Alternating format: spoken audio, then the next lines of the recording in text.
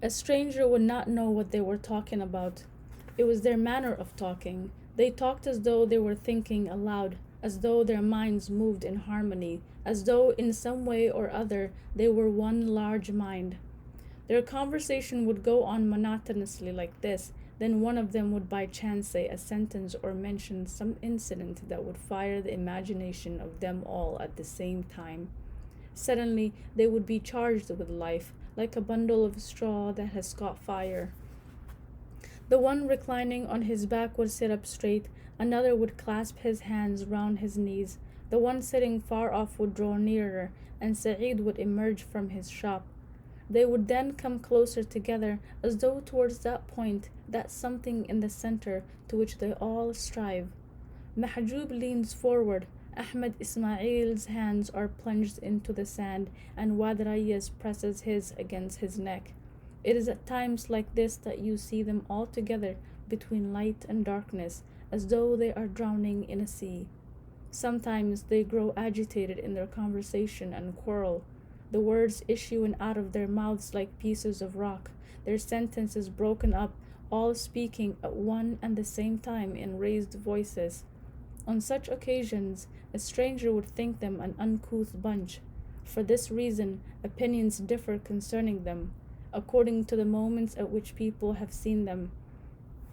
Some of the villagers regard them as taciturn people because they happened upon them in circumstances when their conversation was confined to "ah" and "oh" and "yes" and "no." Others would say of them that they laughed with the abandon of children because it happened that they had come across them on an occasion when they were guffawing with laughter. Musa al-Bashir, however, swears that when he accompanied Mahjub to the market, a distance of 2 hours by donkey, he didn't utter a single word. People would keep away when the group was in session, for at such times they sensed that its members preferred not to have a stranger in their midst. Though seeming to behave in a uniform fashion, you would, if closely associated with them for a time, realize the differences that had made each one of them a separate individual. Ahmed Ismail, because of his youth, was the one most disposed to gaiety and did not worry about getting drunk on special occasions. He was also the best dancer at wedding feasts. Abdul Hafiz was the most polite to people who did not think along the same lines as the gang, as they called themselves and were so known. It was he who would inform them that so and so's son had married, and that so and so's father had died, that so and so, an inhabitant of a quarter far from their own, had returned from a journey, so they could all go, usually as a group, to offer congratulations or condolences. Occasionally, he would attend prayers at the mosque, a fact he would attempt to hide from the others. Tahar Rawasi was the most hot tempered of them, the quickest to seize hold of his stick or draw his knife in times of trouble. Sa'id was the best at arguing with government officials and was nicknamed the attorney. Hamad Wadrayasi had a sensitive ear for scandal, which he would collect from the farthest corners of the village and recount them at suitable moments during their gatherings. It was he whom they generally deputed to deal with women's problems in the village. Mahjub was the craftiest and most astute, like a rock buried under the sands against which one strikes if one digs too deeply. His stolidness showed itself in times of real emergency when he would take over the captaincy of the ship, he giving the orders and they carrying them out. Once, when a new commissioner came to the district, they met up with him on one or two occasions, talked to him, argued with him. They then came to the conclusion among themselves that he was not suitable. After a month, things came to a head with the commissioner saying to some people that Mahjub's gang was controlling everything in the village. They were members of the hospital committee and the schools committee, and the agricultural project committee was entirely made up of them. They heard that the commissioner had said, "Aren't there any men in the village apart from that lot?" On discussing the matter among themselves, they were disposed to submit to the inevitable, and some of them offered to resign from membership of the various committees. However, everybody is to stay put, said Mahjub, and no more than another month went by before the commissioner was transferred. How was this accomplished? Mahjub has special methods of his own in extreme situations. They were laughing when they heard Zain swearing at the top of his voice. The good-for-nothing, the he-donkey! As he came up to where they were, he remained for a while standing above them, his legs wide apart, his hands on his waist. The whole top half of him was in light, and they noticed that his eyes were more bloodshot than usual. What are you looming over us like that for? Said Taharrawasi. Either sit down or push off.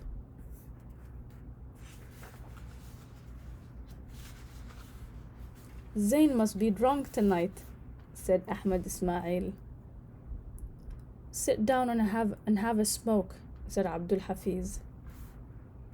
They said you were in the Omda's house tonight, said Hamad Rayes. What were you after? They've married off the girl, so what's the point?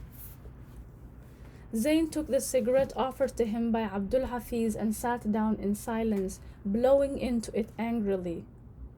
Not like that, you scallywag, Taharrawasi said to him with a laugh. Making yourself out so sophisticated and you don't know how to smoke a cigarette. Draw it in. That's it. Just as though you were sucking at it. Zain succeeded in drawing the smoke into his mouth and then puffing out a large cloud. For an instant it remained motionless, then melted away into tiny trails of smoke, some making towards the light, others mingling with the blackness of the night on the dark side. One of the Kho's Bedouin approached the shop and Sa'id went up to him. They heard him saying to Sa'id, 5 pounds of sugar and half a pound of tea. Those Bedouin, said Ahmed Ismail, spend all their money on sugar and tea. Here, Zain shouted at Sa'id, have the women make some strong tea with milk, freshly brewed. Certainly, boss, Sa'id said to him. We'll make you some freshly brewed tea with milk. Then he called out from a window that linked up the shop with the house behind it. Make some strong tea with milk at once for the boss.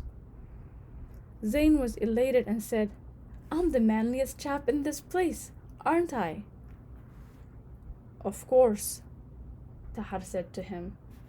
Then why did that he-donkey of a man go off to my uncle and say that Zain wasn't a man for matrimony?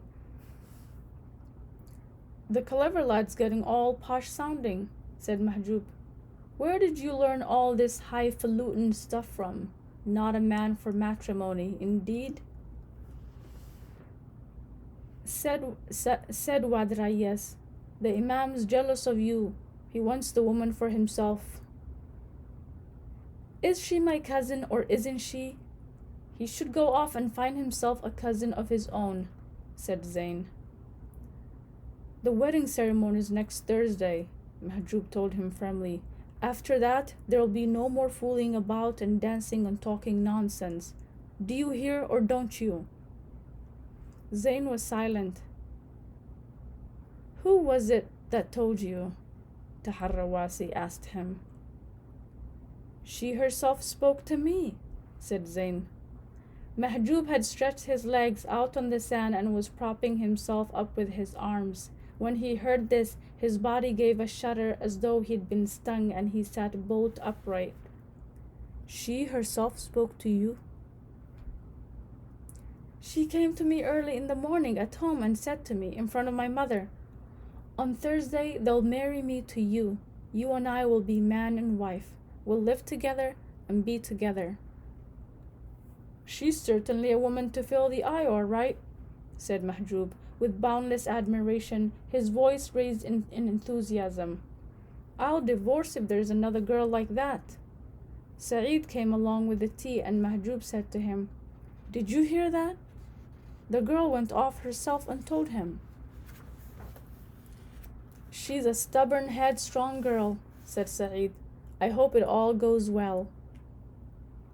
The rest were silent for a moment, but Mahjub struck his thigh with the palm of his hand several times and said fervently, glancing to left and right, I swear Zain is marrying a girl who'll keep him on the straight and narrow or right. Zain, as usual, drank his tea noisily, gulping it down with a loud sucking sound. Suddenly he put down the cup and gave a laugh. Hanin told me in front of you all I'd be marrying the best girl in the village. Then he let out a great burst of joyful ululation, like the women do at weddings, and shouted at the top of his voice, Hear ye, O clansmen, O people of the village! Zain is slain by Ni'mah, the daughter of Hajj Ibrahim. After that he was silent and said not a word. Soon they heard the voice of Saif ad-Din giving the call to evening prayer, another victory for the Imam, at which there was a very slight stirring among them. Mahjub coughed, Ahmed Ismail's toes moved involuntarily, Abdul Hafiz gave a sigh, Tahar Rawasi leaned back a little, and Sa'id said, I bear witness that there is no God but God, following the Mu'azzin's words in a low voice. Hamad Wadrayas blew non-existent sand from his hand. When the call to prayers had come to an end and they heard the Imam's voice calling out in the mosque courtyard, To prayers, to prayers, each one of them got up to go home and bring his dinner. Just as other people prayed as a group in the mosque, so the gang dined as a group, sitting in a circle round the plates of food, with the light from the large lamp hanging in Sa'id's shop flickering upon them. They ate voraciously, as men do whose brows pour with sweat from a long day's toil.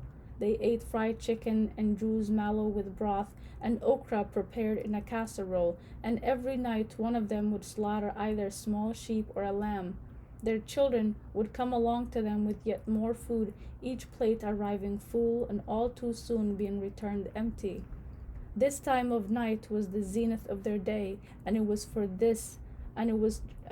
just this that their wives worked from sunrise to sunset. The broth would come to them in deep bowls, and the fried chicken in a wide oval ones. They would eat rice and thick hunks of bread, and thin unleavened bread made on smooth iron griddles. They would eat fish and meat and vegetables and onions and radishes. They weren't fussy about what they ate. At such times their muscles would become tense, their conversation sharp and clipped. They would talk with their mouths full, eating noisily, and you would hear their teeth grind together as they munched their food. When they drank, the water gurgled in their throats. They belched noisily and smacked their lips. When their plates were returned empty, tea would be brought and they would fill up their glasses, and each would light a cigarette, stretch out his legs and relax.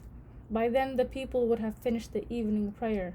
They would talk quietly and contentedly, enjoying that warm, tranquil feeling which is also experienced by the worshippers as they stand in a row behind the Imam, shoulder to shoulder, looking at some faraway point at which their prayers will meet. At such times, the vehemence in Mahjub's eyes lessens as they idly roam along the faint, fading line where the light from the lamp ends and the darkness begins. Where does the lamplight end? How does the darkness begin? His silence takes on great depth at such moments, and if one of his friends asks him something, he neither hears nor makes answer. This is the time when Wadraya suddenly breaks out into a single phrase like a stone falling into a pond. God is living. Ahmed Ismail inclines his head a little in the direction of the river as though listening to some voice that comes to him from there. At this hour too, Abdul Hafiz cracks his fingers in silence, and Tahar Rawasi gives a sigh from deep within him and says, Time comes and time goes.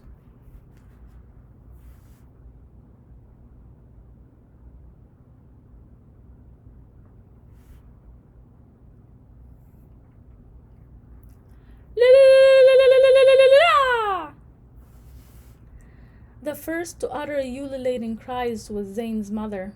She was joyful for a number of reasons. among them the instinctive joy of a mother at her son marrying. It is a decisive step, and every mother says to her son, I would like to rejoice at your marriage before I die. Zain's mother sensed that her life was sinking towards its setting. In addition, Zain was her only son, in fact, her only child. Also, his not being like other people, she was afraid she might die without his having found anyone to look after him. This marriage therefore put her mind at rest. It was also an opportunity for her to recoup herself for the presents she had given to other villagers on the marriages of their sons and daughters. People would sometimes be amazed to see her hurrying off to pay her quarter or half-pound at wedding feasts. To what purpose? Does she think she'll get it back at Zain's wedding? Zain's wedding was an occasion that silenced the tongues of the malicious, and Zain was marrying no woman from the common people, but Ni'mah, daughter of Hajj Ibrahim, which was synonymous with noble birth, virtue, and social standing. She would be entering that large red brick house, for not all houses of the village are of red brick. She would enter with head held high and with confident tread. People would stand up as she entered and would accompany her to the door when she left. If she fell ill, people would visit her daily, and she would spend the remaining days of her life luxuriating in care and love. Perhaps fate would grant her sufficient respite that she might live to carry her grandson or granddaughter in her arms. As Zain's mother ululated, these thoughts passed through her mind, at which she ululated still louder.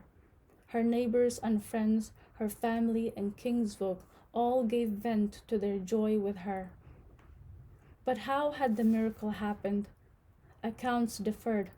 Halima, the seller of milk, said to Amna, as though to annoy her with yet more news of Zain's wedding, that Ni'mah had seen Hanin in her dreams, and that he had said to her, Marry Zain. The girl who marries Zain won't regret it. On waking up next morning, she had told her father and mother, and they had all came to a unanimous decision about it. Amna shook her head and said, Mere talk. Turaifi declared to his companions at school that Ni'mah, finding Zain in a gathering of women with whom he was flirting and joking, had glared severely at them and said, Tomorrow all of you will eat and drink at his wedding. And there she had gone off and spoken to her father and mother, who had both given their consent. Abdul Samad related to the people in the marketplace that it was Zain who had asked marriage of Ni'mah, and that meeting her on the road he had said to her, Cousin, will you marry me? To which she had said, Yes, and that it was he who went to his uncle and spoke to him of the matter, and that the man had agreed. It is, however, more likely that things happened otherwise, and that Ni'mah, headstrong and independent-minded as she was, and perhaps prompted by pity for Zain, or intrigued by the idea of making a sacrifice, something very much in her character, had made up her mind to marry Zain. It is likely that a fierce battle had raged in Hajj Ibrahim's house between the father and the mother on one side, and the daughter on the other. As her brothers were away, they were written to. The two elder brothers, it is said, refused absolutely to give their consent, though the youngest agreed, saying in his letter to his father, Ni'mah was always headstrong, and now that she has chosen a husband for herself, let her have her way. The long and short of it was that Hajj Ibrahim suddenly announced the news. It was as though people had been expecting it after the Hanin incident. Strangely enough, no one laughed or scoffed. They merely shook their heads in increased bewilderment as they looked at Zain. And even as they looked, he grew in stature in their eyes. And thus it was that voice of Zain's mother burst out into ululations, and the voices of her neighbors and friends, her family and kinsfolk, and all those who wished her well, joined in with her. Had the wedding not been his own, Zain would have been at leisure to single out the voice of each of the women as she ululated. This was Abdullah's daughter, her voice melodious and powerful from the many times she had ululated at other people's weddings. Though she herself had remained a spinster, yet she always rejoiced at the wedding feast of everyone else. This was Salama, who was beautiful and pronounced her wise thus. A woman of great sensitivity, her beauty had brought her no happiness, for she had married and divorced, settling down with no man and bearing no children. She was amusing and full of fun and had shared many a laugh with Zain. She ululated because she loved life.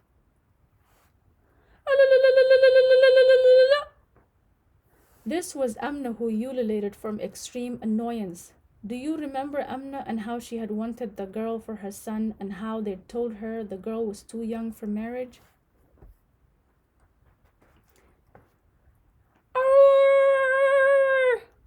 This was dumb Ashmana. Her speechless heart was riotous with joy at Zain's wedding. Then a blaze of ululations broke out in Hajj Ibrahim's house. Around 200 voices burst forth together, shaking the windows. Zain's mother ululated and the women answered her. Hearing their ululations, she renewed her own. Not a woman there was who did not ululate at Zain's wedding. The whole quarter heaved in its every nook and cranny, and the houses filled up with visitors. There was not a house in which a party of people was not being put up. Hajj Ibrahim's house, despite its size, was full, as were the houses of Mahjub and Abdul Hafiz and Saeed and Ahmed Ismail and Tahar Rawasi and Hamad Wad Rayez, also the headmaster's house, and the house of the Umda and that of the Ghadi. In all my born days, I've never seen such a wedding as this, said Sheikh Ali to Hajj Abdul Samad, and Hajj Abdul Samad said, I'll divorce my wife if Zain hasn't got himself married, and a real proper marriage too it is. The Imam performed the rites of marriage in the mosque. Hajj Ibrahim acted for his daughter while Mahjub acted for Zain. When the contract of marriage was completed, Mahjub rose and placed the dowry on a tray so that everyone could see it. 100 pounds in gold, which came from Hajj Ibrahim's ready cash. After that, the Imam stood up and let his gaze wander among the men gathered together. Zain's mother was the only woman among them, and said that while everyone knew he was opposed to this marriage, as God had seen fit that it should take place, he asked the Almighty, the Most High, to make of it a happy and blessed union. The people turned to Zain, but his head was bowed. Said Mahjub to Abdul Hafiz in a low voice, what was the point of talking about being opposed to it and all that rubbish? All were astonished when they saw the Imam walking towards Zain and placing his hand on his shoulder. Zain turned to him somewhat surprised, at which the Imam took hold of his hand and shook it hard, saying in a voice charged with emotion, Congratulations. May the Lord make it a home of good fortune and many children. Zain glanced around him in simple-minded fashion, but when Ahmed Ismail gave him a severe look, he lowered his head.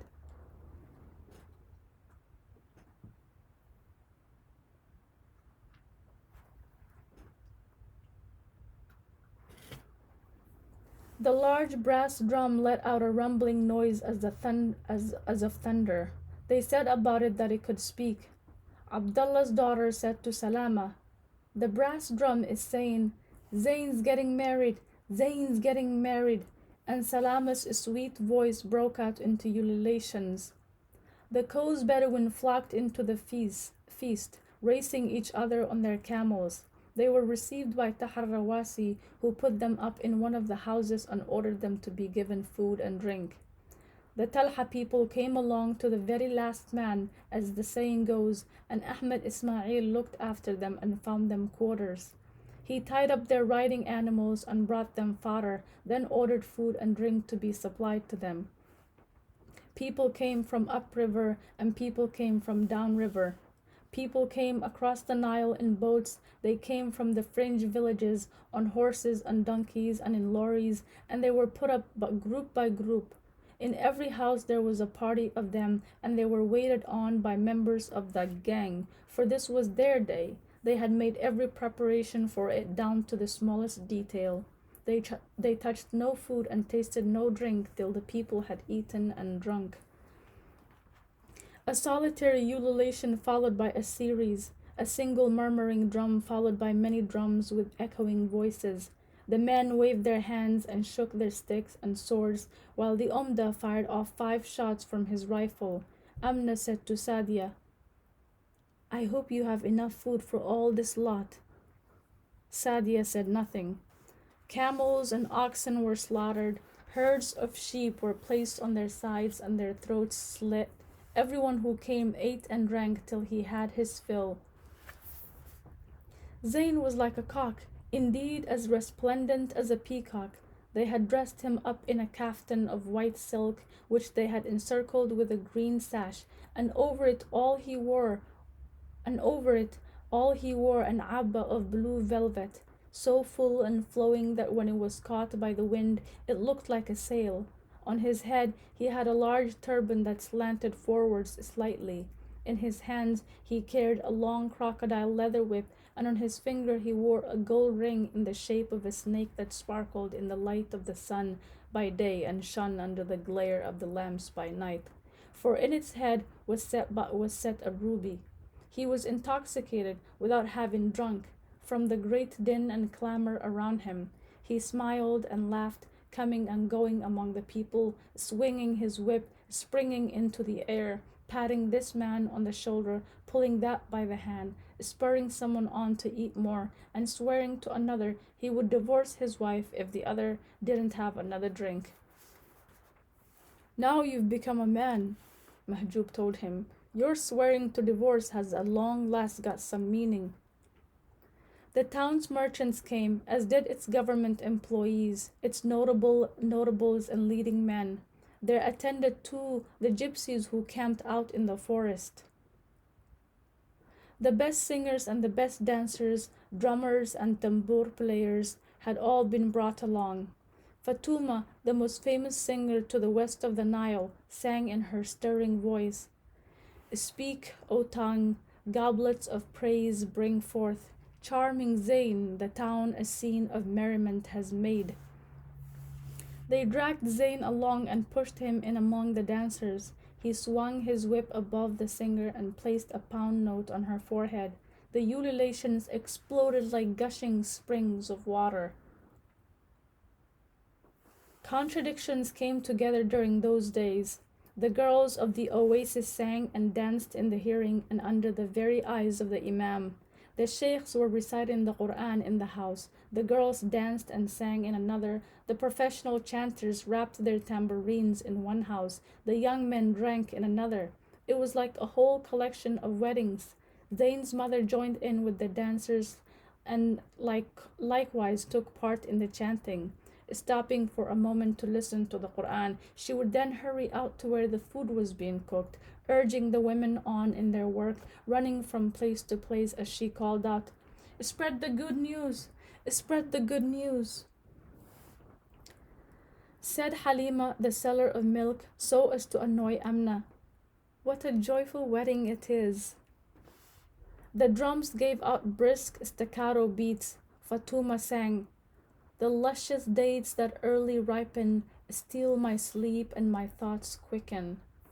The men stood in a large circle around a girl dancing in the center.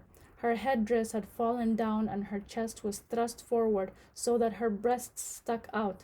She danced like a waddling goose walking, her arms at her sides, moving in harmony with her head, chest, and legs. The men clapped and struck the ground with their feet, making whinnying noises in their throats. The circle around the girl tightened, and she tossed her perfumed and loosely combed hair into the face of one of the men. The circle widened again. The ululations swelled and surged. The clapping became more vehement, the rappings of feet on the ground louder as the song poured forth, smooth and urgent from Fatuma's throat.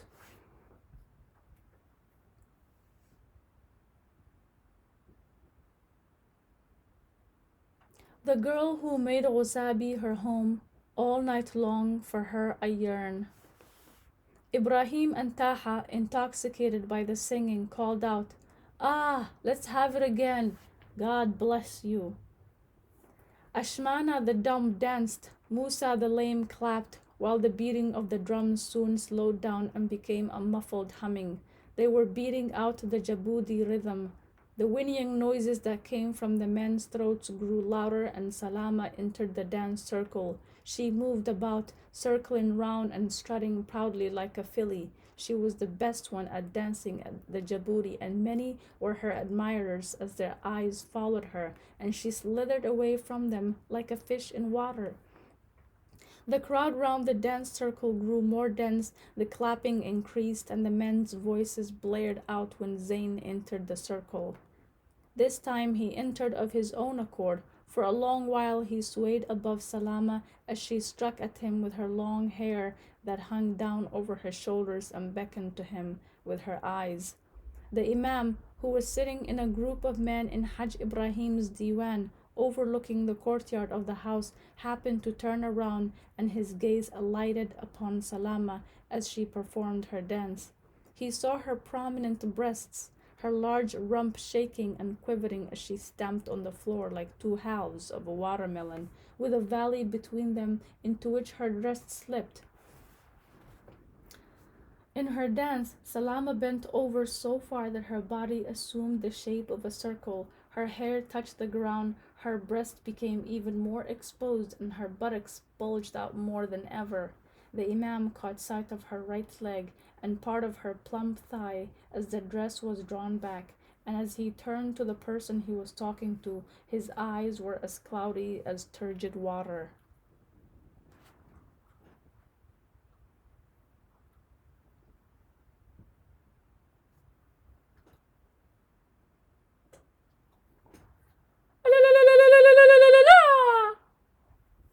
This was Halima, the seller of milk, ululating in hopes of benefits to be gained from the families of the two spouses.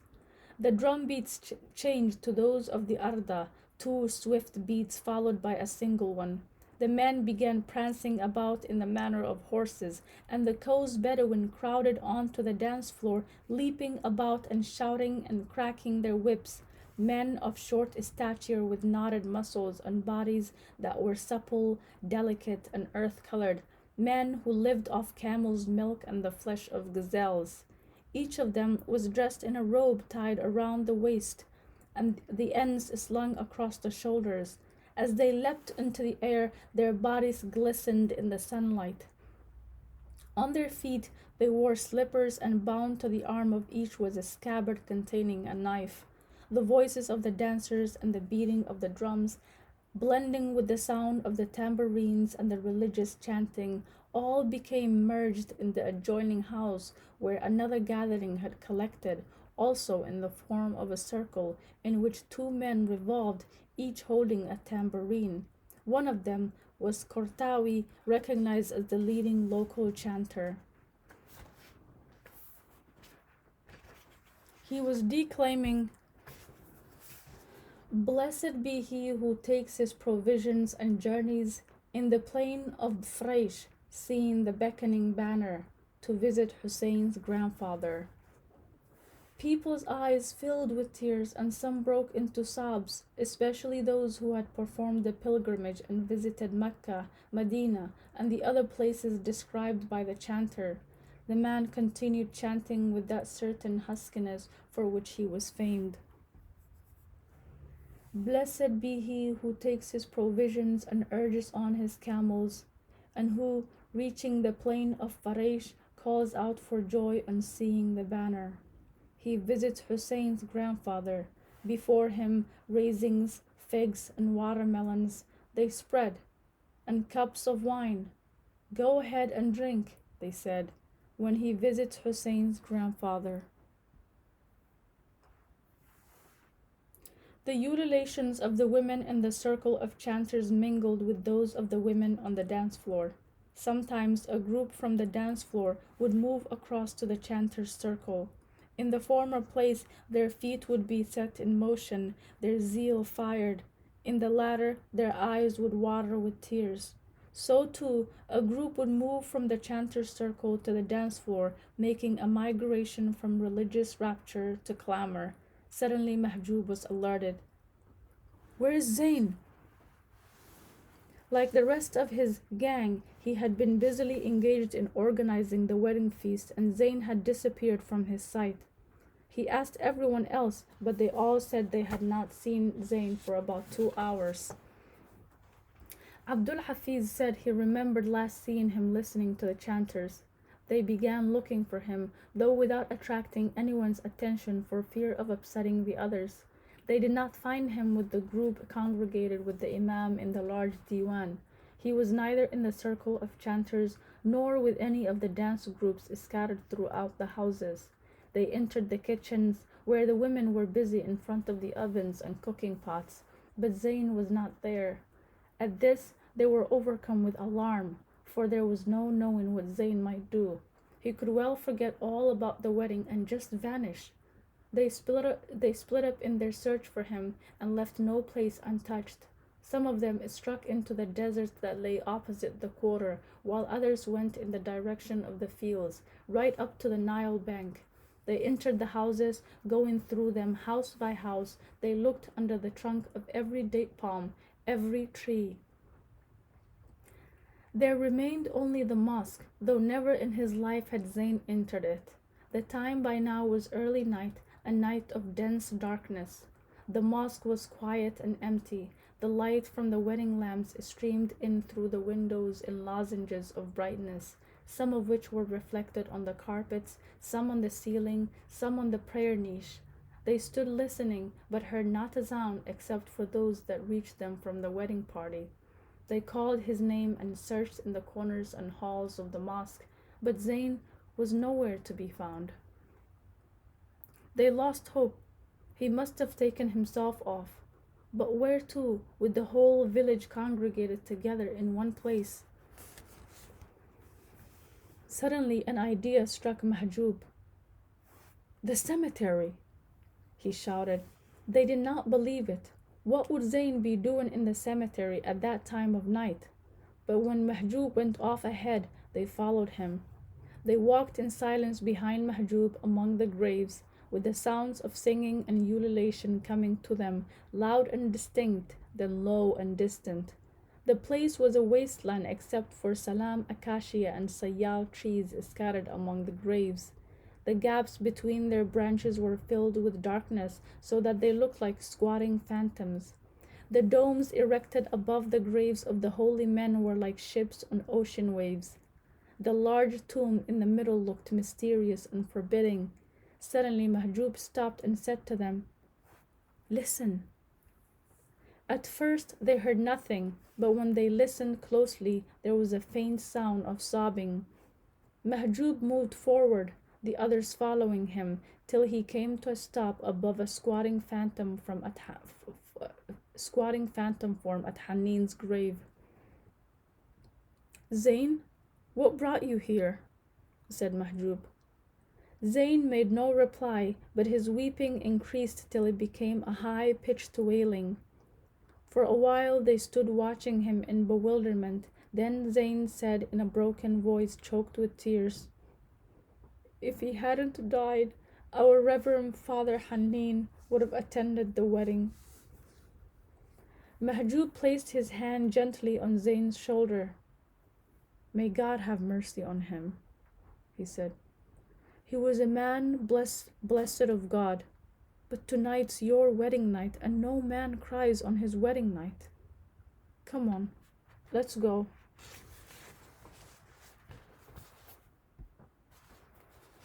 Zain got up and went off with them. They arrived at the large house where most of the people were assembled and were met by the great din. At first their eyes were blinded by the bright light coming from the tens of lamps. Fatuma was singing, the drums were roaring, and in the center there danced a girl surrounded by a great circle of tens of men clapping and stamping and making whinnying noises in their throats. Zain slipped through, gave a high leap into the air, and came down in the center of the circle. The light from the lamps illuminated his face, still wet with tears.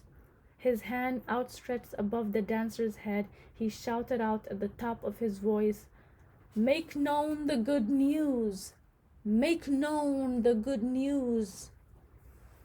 The place bubbled with excitement like a boiling cauldron, Zain having transfused into it new energy. The circle of men widened and narrowed, widened and narrowed, the voices growing fainter and then rising again to a pitch, the drum thundering and raging, while Zain stood, tall and thin, in his place at the heart of the circle, like the mast of a ship.